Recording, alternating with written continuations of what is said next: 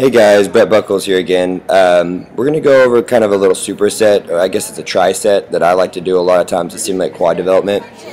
Jayla here, like we said, she's trying to build up her quads, and we're starting here with some leg extensions, and you can see she actually already has some really good conditioning there. Her quads have actually built up a lot, even just recently. We're just kind of warming it up. We're getting the blood flow in there. We have her, obviously flexing the muscle up. It's really important that you work the muscle, not the machine. Now, what I like to do here is put a little extra tension. As you can see, I'm putting a little tension there. Now, I say a little, just enough to stimulate a little bit more resistance on the negative. Not too hard, because you do not want to put like overwhelming amount of pressure on her knees. We're not trying to like put too much pressure basically towards too low. We're just trying to put just enough to make her have some resistance while she's building that negative and she's building that muscle. Okay, and then the next exercise we have them jump straight to is Chelsea here is doing front squats. Now, the issue is here is, see how she's doing a full front squat? I don't prefer him to do the full front squat. What I like him to do is more of a three-quarter squat. Now, I'll show you a kind of a gesture here, is that you go down to the ball, but basically what we want them to do is just barely come up. See right there? Now, just that slight change puts so much more blood, so much more tension into the muscle. And if you can see, I have Jayla flexing between sets. Or she kind of stopped there, but if you watched it earlier, basically she was flexing between sets, kind of stimulating more blood flow, trying to enhance more condition in that muscle. And then the next thing I have them do is these walking lunges. Now, any kind of walking lunge, for any of you guys out there who, whether you're experienced or not experienced, always, like I say, lead with the back leg. As she's stepping forward, she drops the back leg. Then what happens is she steps, drops the back leg. And when you do that, takes all the pressure off the front knee.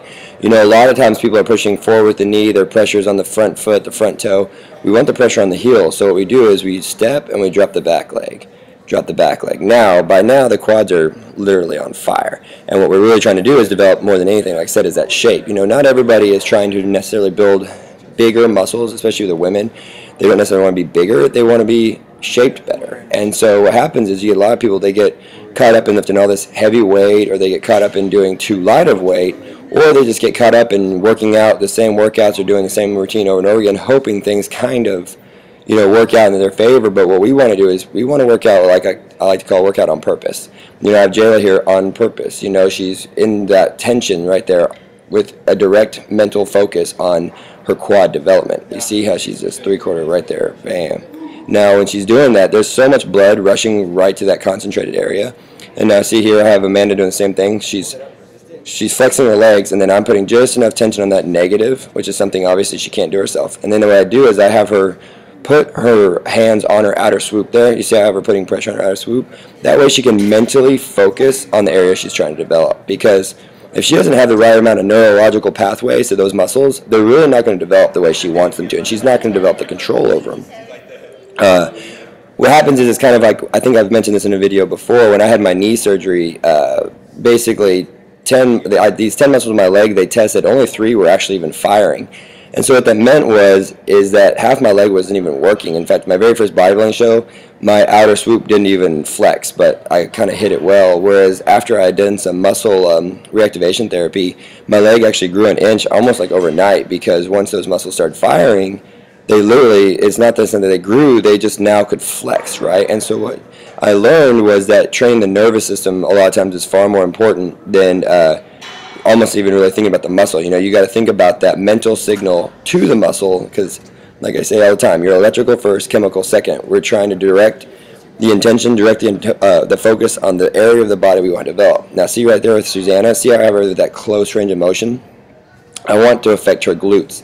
And a lot of times in this exercise, people get so far out, basically all the pressure gets off the hamstrings, and then your glutes and your hips come off the pad. It becomes kind of an awkward exercise. But when you get it close to their body, the way I'm doing it right there, and then I apply that negative tension, their glutes get a ton of work. Now here's another one. We do the hamstring curl. And the way I like to do the hamstring curl is, once again, I really love negative tension. I love that it's really, like I said, it's like a natural resistance that the body likes. It develops, most of the muscle develops in that negative, right? And so what happens is I have her hold it kind of a static, and then I start pulling, and I pull, and I make her resist. In fact, if if she's strong enough, I try to get her to pull that to her glute, and what's happening is that tension right there is one's going to create a great pump. Two, it's a fatigue that you just can't get like any other fatigue, and that's going to help really develop that muscle. It's going to really fatigue the muscle, and it's going to hit all different kinds of muscle fibers, including all your the strongest and the weakest and the helpers. So I hope this video helps out as well and gives you guys some extra tips and stretch between sets.